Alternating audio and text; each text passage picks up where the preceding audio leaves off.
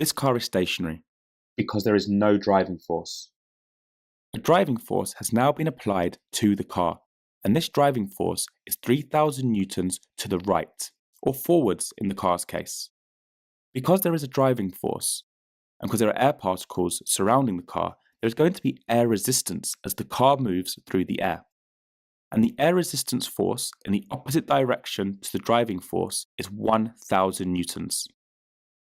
So to work out the resultant force, you must do the driving force, which is 3,000 newtons, minus the resistance force, which in this case is air resistance, which is 1,000 newtons, which gives you a resultant force of 2,000 newtons forwards.